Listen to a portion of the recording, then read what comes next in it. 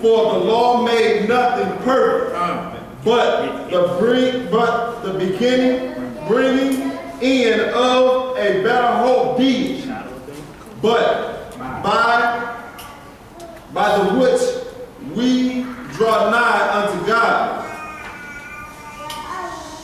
and in as much as not without an oath he was made priest. So y'all, we see here without an oath because it was prophesied. So the Lord said, I'm not going to repent.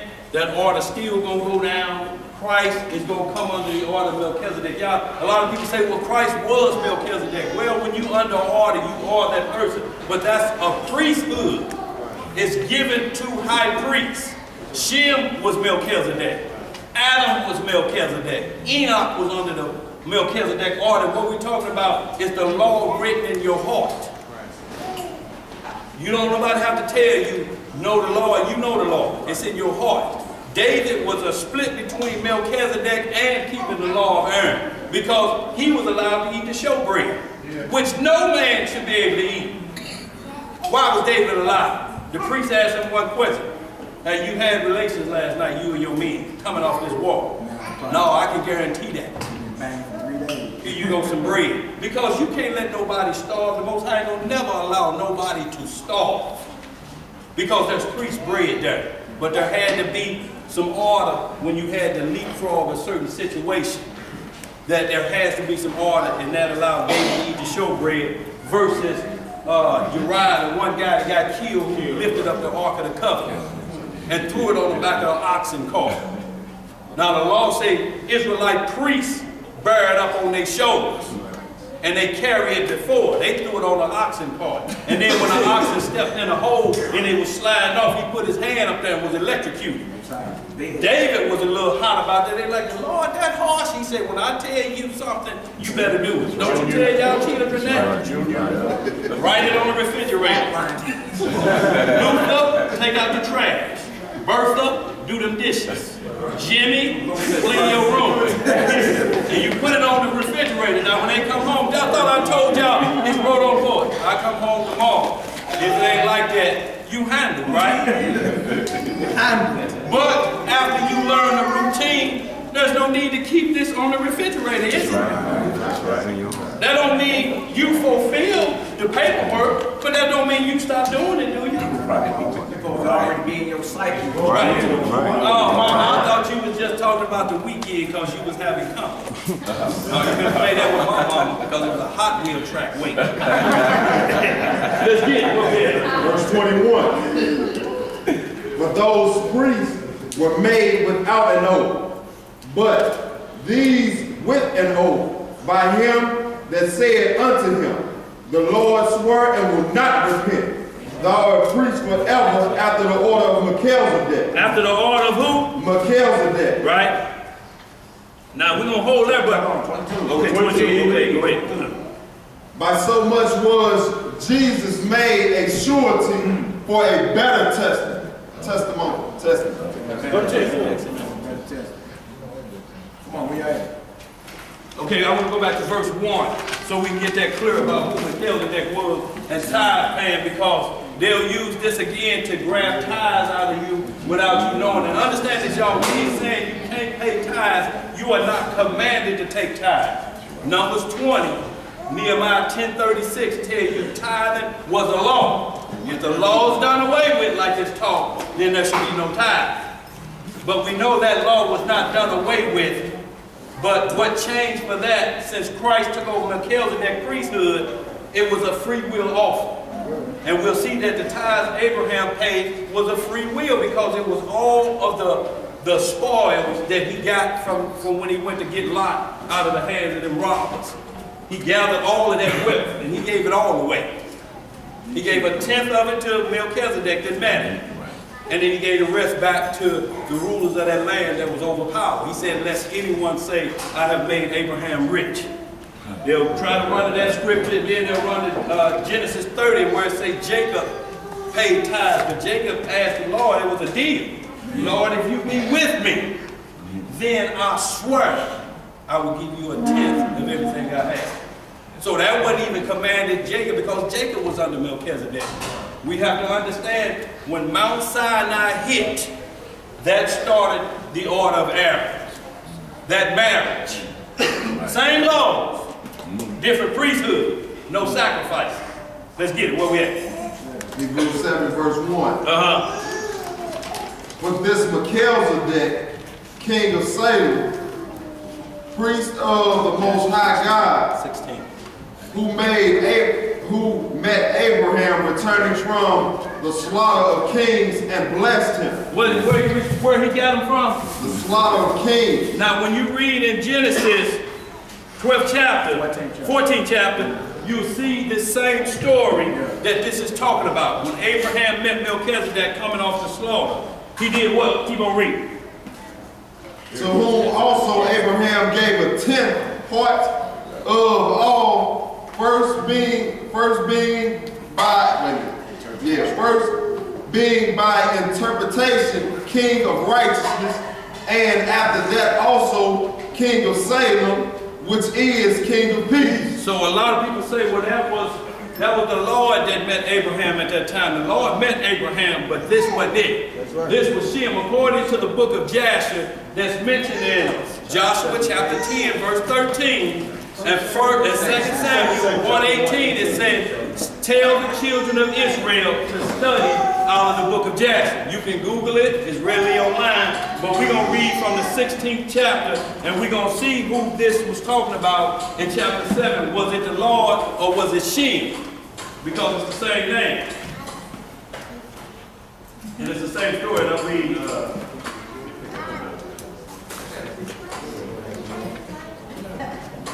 Verse 11. Verse 11.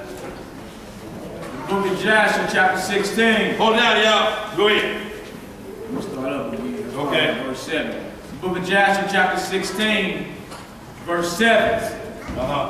And Abram heard this, and he rose up with about 318 men that were with him. And he that night pursued these kings and smote them. And they all fell before Abram and his men. Okay. And there were none remaining but the 4 kings who fled. And they went each his own road. And Abram recovered all the property of Sodom.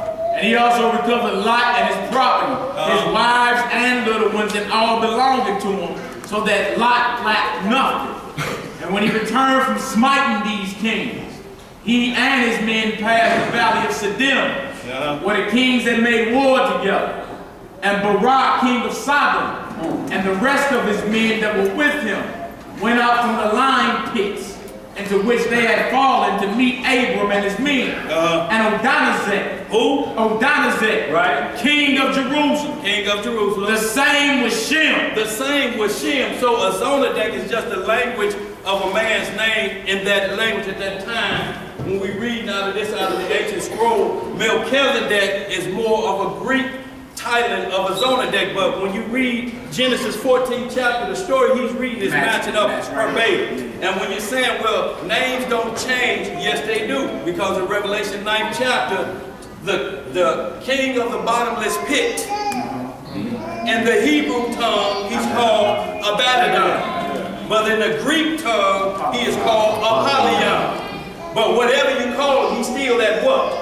He's that destroyer in the bottomless pit. So in like manner, it says this is Zonadek, because it's talking about just what Genesis 14 is about, is that Abraham met him, and he said Zonadek or Melchizedek was Shem. Abraham studied under Shem when he was a little boy. Shem was the only one left alive from the other side of the flood. He was about 600 years old at this time. The only one left alive. Go ahead, read some more. It says, the same was Shem, right? Went out with his men to meet Abram and his people, right? With bread and wine, and they remained together in the valley of Halak. And Adonizek blessed Abraham. Abram gave him a tenth from all that he had brought from the spoil of his enemies. What did he do? He brought him a tenth from all that he had brought from the spoil of his enemies. For Adonizek was a priest before God. So we see right here that Melchizedek in Hebrews chapter 7 verse 1 was Shem. This was not Christ, it was not an angel, it was Shem, and Abraham paid tithes before Levi was even thought of. While Levi was yet in the Lord's Abraham, but he paid a free will tithe upon his increase. Tenth of spoils. The script says you get 3 years to not pay tithes or whatever, or to contribute to the cause of the word going forth. If you ain't got nothing after a year, because tithing was paid once a year upon your increase. If after 3 years you don't have no increase, you got to find a new line of work. They do that in this nation, don't they? Yeah. You get 3 years when you start your new business, you don't pay taxes. Now you got a Leroy's Oil Change and Waffle House. If it ain't made no profits in 3 years, you got to get something new. So you can pay some tithes. So it was like manner in these scripts, that after 3 years, you had to come up with something else to where you could contribute once a year, but that was under Aaron. Commanded tithes. They were commanded to take tithes from the other 11 tribes. But when Christ took over under the order of Melchizedek, it's free will. It's 2 Corinthians 16:9. Let a man give givingly, not of restraint. See, this order that they sneak back on you on Malachi 3:8 and make you feel like, well, a man robbed God. Now you feel like I'm robbing God because I'm holding on to this little chain. Well, Christ said take care of your household first. If you got that red light bill, and you thinking some miracle gonna happen between Sunday and Monday, the cutoff date, you better go take care of that red envelope, because you can't live in the church. Y'all, we need to understand that you are not commanded to pay tithes. You can pay 10%, you can pay 99% if you want to, but it's free will. There's nowhere the disciples or Paul or any of them took commanded tithing from anybody after Christ took over the priesthood and was crucified and resurrected. Once a week out your paycheck. Right. That he tenth of your check. Right. They were doing things once a year, and the main part of it was crops. That's right. It was crops. It was increase. It was farmers. So crops was sprouted up. We had more cattle, more wine. So if you increased, you feel me? It wasn't about money. Even if it was, it was done once a year. Right. And it was put up for the have-nots, the people that didn't have. You know what I'm saying? Give it to the priests. They put it in the storehouses. The widows need something, the fatherless or whatever, they need something to eat. We got a storehouse. That's all that was. It wasn't about the preacher getting rich and going to live in the do while you still on the bus. Right. No, and you still, they let you live, they allow you to leave that church believing you got to give a tenth of your check every week. That ain't commanded. These brothers paying tithes once a year when they increase at harvest time. That's right. That's it. Wait, I want to read it a little bit. This Deuteronomy 14, it says, hold it down, y'all. It says, you shall truly tithe all the increase of thy seed that the field bring forth year by year. And thou shalt eat before the Lord your God in the place where he shall choose to place his name there. The tithe of your corn, and of your wine, and of your oil, and the firstlings of thy herd, and of thy flocks, that thou mayest learn to fear the Lord your God always. And if the way be too long for you, that you are not able to carry it, or if the place be too far from you, which the Lord your God shall choose to set his name there, when the Lord your God have blessed thee, then shall you turn it into money, and bend up the money in your hand, and shall go into the place where the Lord your God shall choose. And you shall bestow that money for whatsoever your soul lusted after, for oxen, or for sheep, or for wine, or for strong drink, or whatsoever your soul desire, and thou shalt eat there before the Lord your God, and thou shalt rejoice, and you and your household. And the Levite that's within your gates, you shall not forsake him, for he have no part nor inheritance with thee. And at the end of 3 years, shall you bring forth all the tithes of the increase the same year, and shall lay it up within thy gates. And the Levite, because he have no part, no inheritance with thee, and the stranger, and the fatherless, and the widow, which are within your gates, and shall come and shall eat, and be satisfied. that the Lord your God may bless thee in all the work of thy hand which thou doest. So right here we see we had a welfare system set up. Yeah. It was for the fatherless, the widows, and we got a fatherless problem right now in America. What?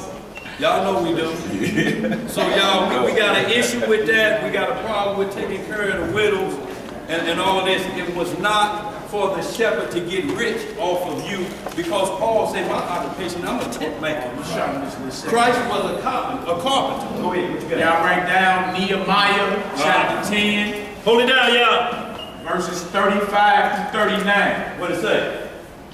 Nehemiah chapter 10, verse 35 through 39, and pertaining to the tithe. Right. It says, and to bring the first fruits of our ground, and the first fruits of all fruit of all trees, year by year, unto the house of the Lord. Also the firstborn of our sons and of our cattle, as it is written in the law, and the firstlings of our herds and of our flocks, to bring to the house of our God unto the priests that minister in the house of our God, and that we should bring the first fruits of our dough, and our offerings, and the fruits of all manner of trees, of wine and of oil unto the priests, to the chambers of the house of our God, and the tithes of our ground unto the Levites, that the same Levites might have the tithes in all the cities of our tillage. And the priest, the son of Aaron, shall be with the Levites when the Levites take tithes. And the Levites shall bring up the tithe of the tithes unto the house of our God, to the chambers and to the treasure house. For the children of Israel and the children of Levi shall bring the offering of the corn, of the new wine, and the oil unto the chambers. Hold it down, y'all. Where are the vessels of the sanctuary, and the priests that minister, and the porters, and the singers, and we would not forsake the house of our God. So right there, y'all, there was an order because Levi could not work. They didn't have a job. Their job was, the problem was they could not work. Their job was to man that temple 24/7. That's under the order of Aaron. You cannot teach tomorrow that this law is done away and still command tithing with Malachi 3:8. That's robbery and extortion. Because tithing is a law. If the law is done away with, this goes too. Collecting money. Then he got people thinking it's money. And see, then, even if it was money, because we have to understand that we're not herdsmen and cattlemen, so you work a job, but you would give 10% of your increase, or 10% upon your increase once a year. Now understand this, things have to run, don't nothing run for free. It costs us $50 a week down here. So we rent this spot, normally Monday through Friday, it's a rehab center. Right. So we are under spiritual rehab down up in here. We got to get ourselves together. But it's a 613-step program because that's how many laws it is. Statutes and judgment. It ain't just 10, it's 613 total. 6 plus 3 plus 1 is what? So y'all, we ain't gonna play games down here. You have to keep these statutes, judgments, and commandments. It's what God will judge you by on Judgment Day. If the law is done away with, there is no judgment. Right. Romans 4:15, where there's no law, there's no sin. Sin is transgression of the law. If he nailed the law to the cross, then he nailed everything else too. So murder should be up. You shouldn't have a problem with nobody digging through your glove box because it has been, the laws are gone. There's no rules. There ain't no rules. Do what you want. Believe. No, that ain't what these scriptures say. We'll hit it. Okay, so y'all, just to understand this, the difference in Aaron and Melchizedek, we're going to deal with a subject called grace because we need to hit that right quick. We're going to go to Romans chapter 6 and let you understand that grace has always been around. Ain't nothing new under the sun. Noah was found with grace. That's in Genesis chapter 9. Grace ain't just started. Grace, the difference in Aaron and Melchizedek law, Aaron was no mercy. You got caught doing something, you got the brick shot. You got put to death that day. Brick shot. But according to under Christ's order, you get a chance to repent and try to redeem yourself, and that's called grace. Just like on your job, you get a grace period. You come in after the grace period, you get marked down, you get the points. Same way with Christ, he gives you a chance to repent and get it right. But your grace can run out. Yeah. Don't get it twisted. It's called fire. Romans chapter 6. 6:1-16. Y'all, we just want to get that understanding, then we're gonna hit that Isaiah this, and you're gonna see grace has always abounded. There's nothing new under what Christ is doing, because Adam had the same mercy scriptures.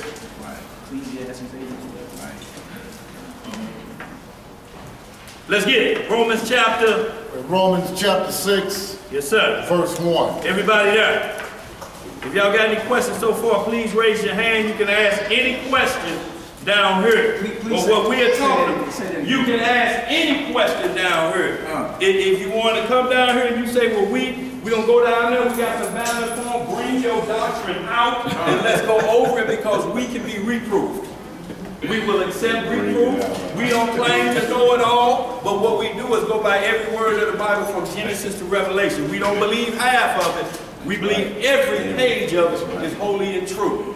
So yeah, and that's without defile. You take the reproof, you have to prove it. You're going to have to prove it. We're not just going to go off because you feel this way. The Bible is not of any private interpretation. It interprets itself. Ain't nothing we can do about it. Been here for thousands of years. What we going to add to it that's going to make the interpretation better? Christ interprets his power. He tell you these 10 kings were 10 men. This 7 cows was 7 years of famine. So you ain't got to get, or you ain't got to go into, well, my interpretation of it is. No, the script interprets itself. Let's get it. Romans chapter 6. Verse 1. Right. What shall we say then? Shall we continue in sin that grace may abound? Right. God forbid. What God does? God forbid. So should we continue in sin that grace may abound? Now you got sin and grace in the same sentence. Yeah. The key is, don't nobody know what sin is according to the Bible. You ask them time and time, what is sin? That ain't doing right. Well, what is ain't doing right? What God told you. Well, what did God tell you to do right? Well, what is doing right? You play this game till you just get down to law, statutes, and commandments, because that's what you're going to be judged by. Works without faith is dead. You can't have faith of Christ and not do his law. It's impossible. Neither can you do his law and not believe that Christ is the Son of Man and sits on the right hand of the Father. You got to have both of them, works of righteousness. You wear the band and say, what would Jesus do? Well, he told you in Matthew 5, I keep the commandments of my Father. You want to be holy like me, you do the same. Now, will you break those commandments? Yes. You're going to break it. But you got to repent and get back up, and then you keep the whole law. Let's get it. What it's saying? Who got a question? Go ahead, Sid. Exodus chapter 20. Right. Deuteronomy chapter 5. The first 5 books. Exodus chapter 20 and Deuteronomy chapter 5. Right. Those breaks it down of the 10 is listed, but they're called the first 5 books of Moses or the Torah. Yeah. Now you got the prophets who give statutes and judgments on different matters or issues as you move throughout. But the 613 is blood sacrifice. Those were the original, that no sin, every sin had to be counted as blood sacrifice. Well, when to atone for it. Well, Christ took that over. He shed his blood, so we don't have to, according to Romans 10, don't have to worry about sacrificing animals anymore. Yeah. We go directly to Christ. We don't stop and chat with Buddha. We don't stop and eat a sandwich with Allah. No, we go directly through Christ. Let's get it. Romans chapter 6, verse 1. Romans chapter 6, verse 1 again. Yes, sir. What shall we say then? Shall we continue in sin that grace may abound? God forbid. How shall we that are dead to sin live any longer therein? Right. Know ye not that so many of us as were baptized in Jesus Christ were baptized into his death? Therefore, we are buried with him by baptism into death. That's right. That like as Christ was raised up from the dead by the glory of the Father, even so we also should walk in newness of life. So we got to walk in newness of life, which is called being born again. Being born by spirit and water. We have to understand that John the Baptist, when he baptized Christ, he said, Christ, should you be baptized in me? Christ told him, for it suffering to be so now. And then we see John saying, he shall increase and I shall decrease. So the order of Aaron slowly phased out. And Christ's order of baptism by the Holy Spirit took over. And 1 Corinthians 12 lists the power of the Holy Spirit when it comes upon a man or woman. So y'all, this is the order now, the order of being baptized with the Holy Spirit. Because it said they were baptized when they went through the Red Sea, but no water fell on them. Right. So what type of baptism was that? Right. So y'all, we want to be clear on this. There ain't nothing new under the sun with Christ. Let's get it. Where we at? Verse 5. For if we have been planted together in the likeness of his death, right, we shall be also in the likeness of his resurrection. So y'all, this is the whole key to be resurrected. Nobody could be resurrected under the order of Aaron. Y'all hold it down over there. Y'all hold it down over there. Nobody can be resurrected under the order of Aaron and think you getting into the kingdom. Right. If you believe you can sacrifice some goats and don't believe in the Messiah, well, this kingdom ain't for you. So this is what it's saying. It's breaking that down if you still got that mindset. But we have to be mindful of the 613 laws that he gave Moses and Aaron. Same laws, different priests. Let's get it. Where we at? Verse 6. Knowing this, that our old man is crucified with him, right, that the body of sin might be destroyed. So right here, the old man was crucified. Or when Christ was crucified, that veil in the temple tore in half.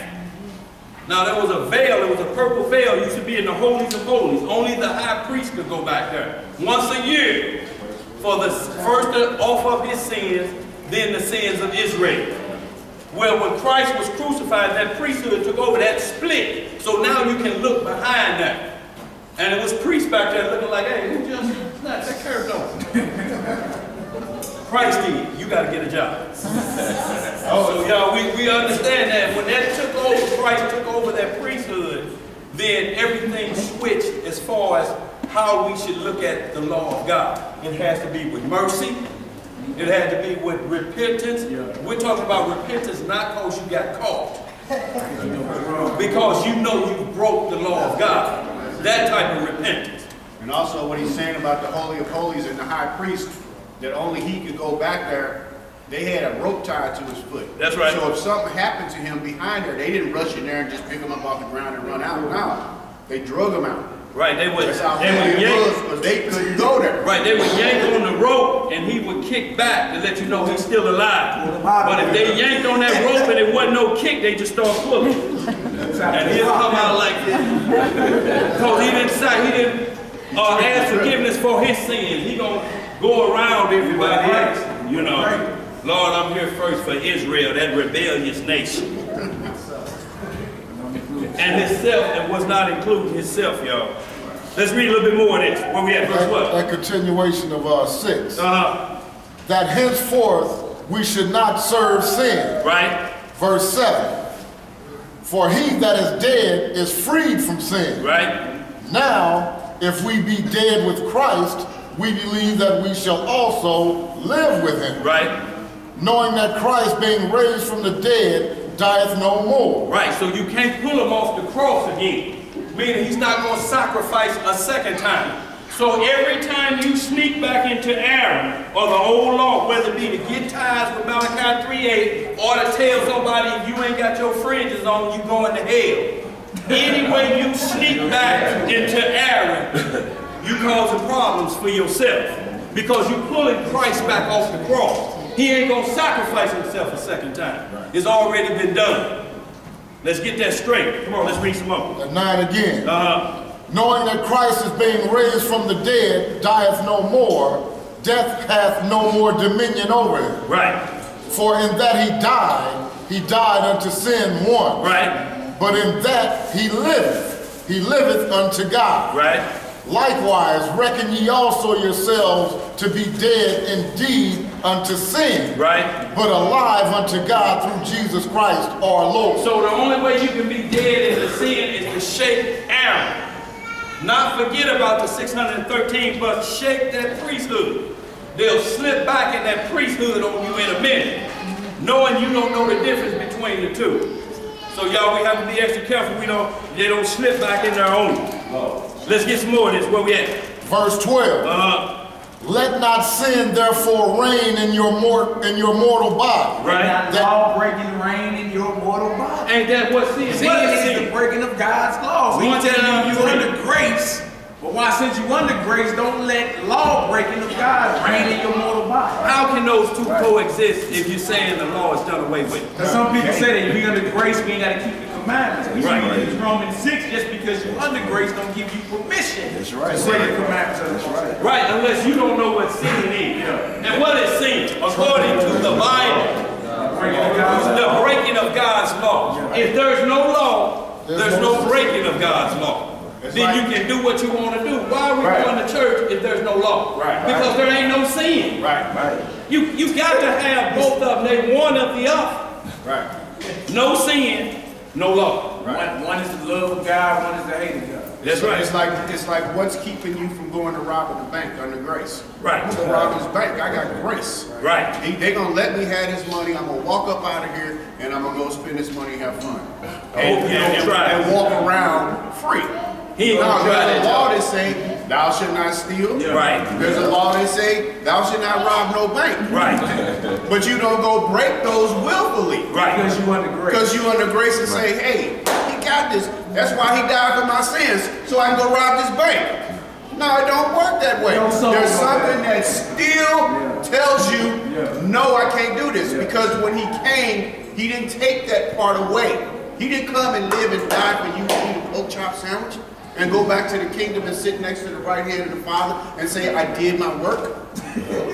I did what I'm supposed to do. Now they freely can do all this stuff. You just love, right? You just love. What? It's all love. Right. Just do whatever you want. We know that sin still exists in the world, so we know that the law is still good. We must abide by it. Right. Man bases his law off God's law. That's right. They give you a grace period. The law say 55 miles an hour. You get to how much for these season drives? What? As long as you ain't on the Pine Lawn District, because if it's 30, you better not be doing 30 in the They must be still under the order. I got to go over Pine Lawn at work.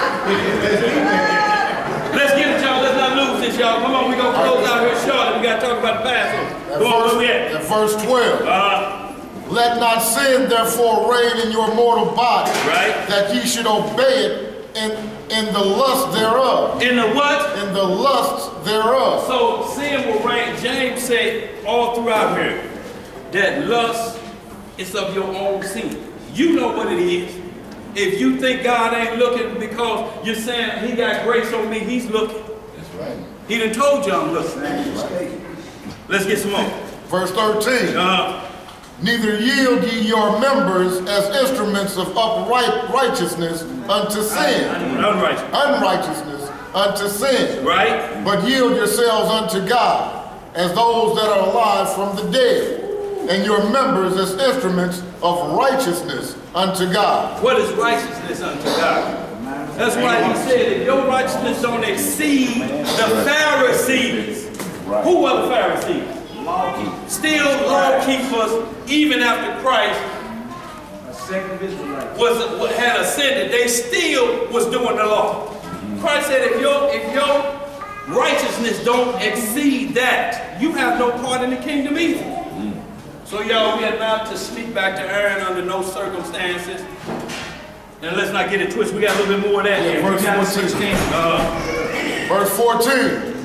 For sin shall not have dominion over you. Right. For ye are not under the law, but under grace. See, right there it goes. Right there. Do whatever you want. Please keep reading, brother. Verse 15. Verse 15. What then? That's a question, because naturally a question come out. Right. He just said we ain't got to keep the law. Did he say that?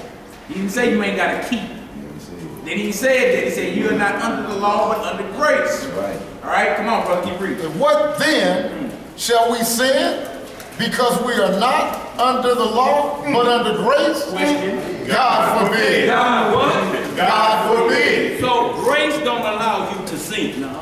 Under no circumstances do you get to do what you like to do that you ain't supposed to be doing because you believe Right. because you think grace will get you That's why back. I'm saying that because of grace, you say, well, Christ did all this, so we're under grace, so I can live my life until I die, and I'm going to heaven. Right. Because he did that for me. I don't have to do nothing. He did that. He did that to the cross. I think I'm free. Verse 16. Y'all remember that law we read in Hebrews, that law we read in Hebrews earlier. Since the priesthood is changed, there remains a necessity of the changing of the law. Right. The law concerning the priest. That's the law Paul talking about right here. Right. That's why people aren't getting judged and stoned to death anymore right now. Judgment on the way. We're not killing adulterers and idolaters and homosexuals. That's the judgment in the law. We under grace. So because we're not administering the judgment right now, people think, oh, okay, it's all good, do whatever we want. No, a judgment is coming. Christ, what do you think Judgment Day is about? Right. The same law that you violated and you not repenting of, you want to holler. That's what they come down to. And what we're talking about is unrepentant lawbreaking. If you think you can switch and sashay up into the kingdom, skinny jeans out. Stop. Talking about the Lord know my heart. That ain't happening. Hold on, verse 16, and then give me 1 Corinthians 6 and 9. Got a question back here. Who got a question? What you got? As far as like commandments, see, sometimes what I've experienced, people think that because you're given grace, the commandments, not just the 10 commandments, but the commandments, and that's kind of like what I wanted to hear a little bit more about. The commandments that he has, like unclean foods and things like that.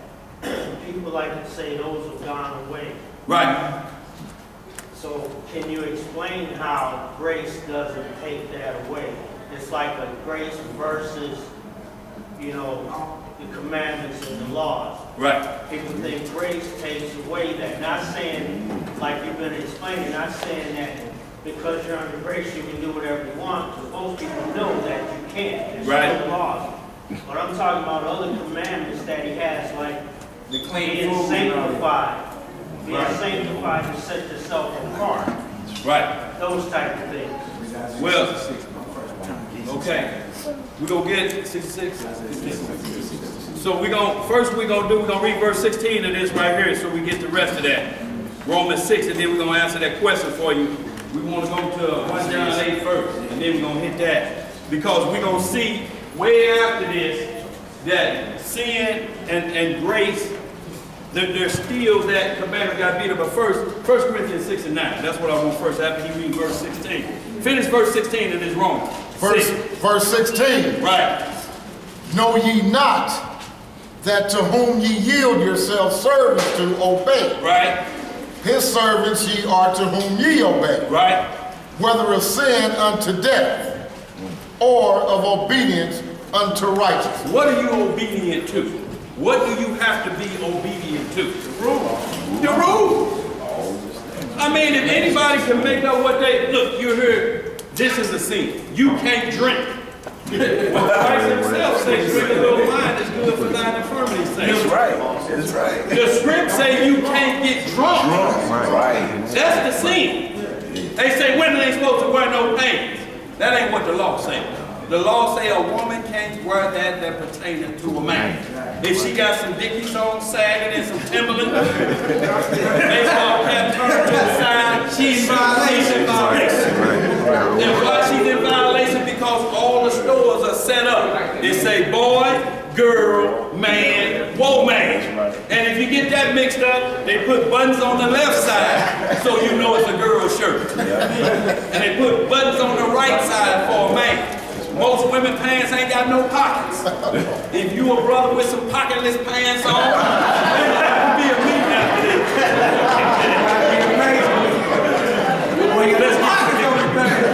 Might be a little stoning going on. Y'all, but understand this, y'all. We ain't forcing no laws, it's just obedience. Either you gonna be obedient or you not. 1 Corinthians 6 and 9. Get that from us right here. Y'all, we gotta close out here, y'all. We gonna hit this and we gonna close out after Isaiah. Go ahead. And we gonna hit Corinthians chapter 6, verse 9. Go ahead. 1 Corinthians 6 and 9. Go ahead. No, you hold on. Everybody there? Yep. I want you to see this with your own eyes. Now, this is Paul speaking concerning Christ and the kingdom of heaven. Revelation 21. Absolutely. Also, y'all write down Leviticus 23, going back to read that whole chapter. It explains all the feast days, what we started out hitting on, about the Passover. It explains all the feast days and what we're supposed to keep. Leviticus chapter 23, all of that. The second witness is Numbers chapter 9. Let's get it. Where we at? 1 Corinthians. 1 Corinthians chapter 6, verse 9 and 10. Yes, sir. Know ye not that the unrighteousness shall... Read that again. Know ye not that the unrighteous shall not inherit the kingdom of God? If grace is there, how can you be unrighteous? Right. How? Right. Let's get some more. That was a cut. Yeah, that's a good one. Take notes.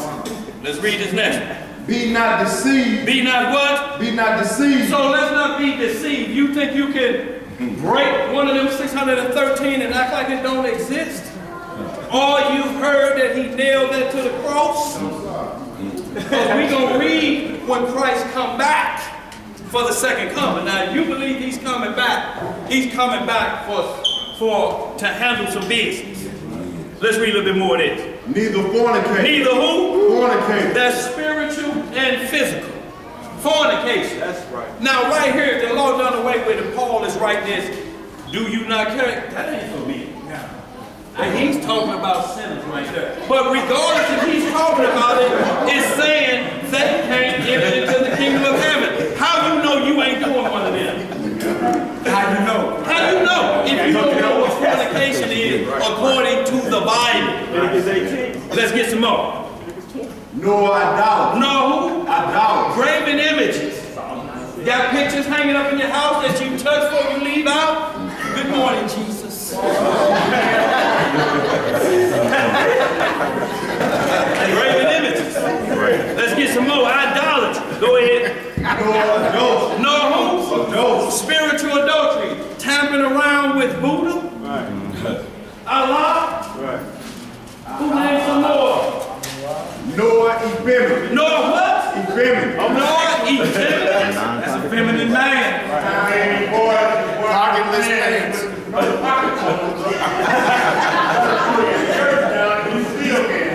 Let's get it. Hold it down, y'all. We got to finish up, y'all. Go ahead. Nor abusers of themselves with mankind. Nor abusers of themselves with mankind. If you start abusing yourself with mankind, doing what they're doing, running the evil, what they're doing, believe in this. We're going to hit this 1 Tim 4 because this is a major go-to of saying that we now can eat whatever we want to eat. Also, Acts chapter 10 that to be run to, and they say, Peter rise, kill, and eat. Right. But when you read down to verse 28, come on now, you'll see that Peter said, God has told me not to call any man. But even after the vision, Peter was still pondering the Lord. He said, Lord, not so. I have never eaten anything unclean. But the Lord was sending him a vision that all nations were to prophesy to all nations the greatness of the gospel of Christ. That's what he was showing him in that vision, because Cornelius showed up at his door, who was an Italian. Right. And he had to come through an Israelite. He was a devout believer. Right. So he had to come through Israel. But when you get down to verse 28, you will see that they had nothing to do with Peter rise, kill, and eat, and then they closed the book. Right there. Right there.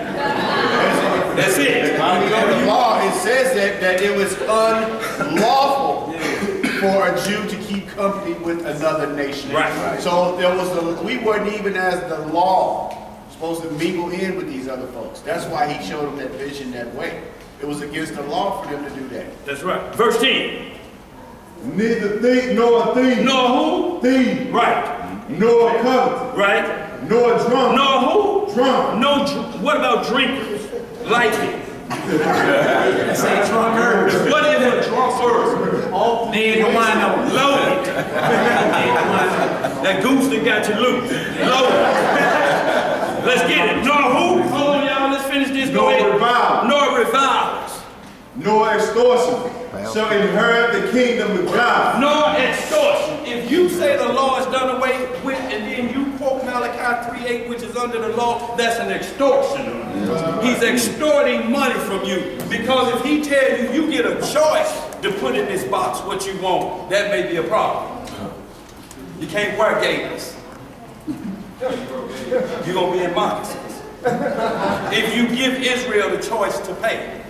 But you cannot rob them and force that on them. We're going right here, 1 Timothy 4, y'all. We got these two, y'all, we're closing out. These two, y'all, we're going to close out. Because about the Passover, I need to get with everybody on the sign-up sheet so I get you tickets if you using that elbow grease to pay for your Passover admittance.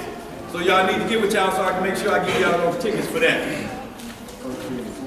1 Timothy 4, and this is the major go-to besides Acts chapter 10, and they also go to Mark 7 and 7, what goes inside you is not defiled, right? And we don't make the marketplace. We go to Sula Market, we go to Snooks, we don't know what they put in there. That's right. But if we pray over it, if we buy what's on the list, Leviticus 11, Deuteronomy 14, then Christ will cleanse the impurities out of that for us. But you can't pray over jellyfish. Ham, that catfish, you can't pray over that and make it clean. No lobster. Let's get it. 1 Timothy 4, y'all. Come on, y'all. We got these two. We're going to close out. Who got a question, huh? Go ahead, read that right quick, bro. Ecclesiastes chapter 8, verse 11. What it say? It say, because sentence against an evil work, right, is not executed speedily. Right.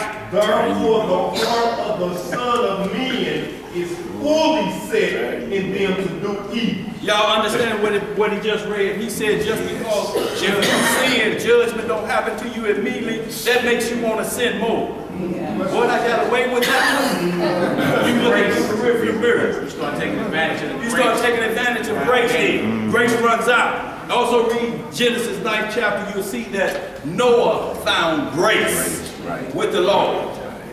And he was found worthy. Where we at 1 Timothy 4, y'all. 1 Timothy 4, verse 1. Yes, sir. Now the Spirit speaketh expressing, right, that in the latter times some shall depart from the faith. We in the latter times, y'all. We can see how it's mounting up according to Matthew 24. Faith. That's right. That in mind. Let's read some more. Giving heed to seducing spirits and doctrines of devils. Yeah. Speaking lies and hypocrisy. What is a lie? What is a lie? Not the truth. So it's telling you right here, within the same scripture you go to prove I can eat whatever I want, it's right here telling you that what's a commandment. Because first thing I'm going to ask you, what is a lie? What is a lie, y'all? Not deception. Not a truth. Myth. And if you ain't got the truth, what don't you have? You ain't got Christ. Right. Let's get it. Where we at? Verse 2. Speaking lies and hypocrisy, having their conscience seared with a hot iron, forbidding to marry and commanding to abstain from meats, which God hath created to be received with thanksgiving. Thanksgiving of them which believe and know the truth. See, this is the key verse right here. All things were created good for them who believe and know the truth to be received with thanksgiving. What is the truth about meats? What is the truth about meat? Where are you going to find the meat diet? Leviticus 11, Deuteronomy 14. So in the law, Leviticus 11, Deuteronomy 14. And then it says abstain. And not on this, but this is talking, this had nothing to do with eating meats. This was talking about vegetarians. Vegetarians telling people this is something coming up late. See, we need to go back to Genesis. See, we didn't eat no meat back then. You ought to be a vegetarian. Well, vegetarian means no protein in your diet. No protein, you're going to be on synthetics, on medication.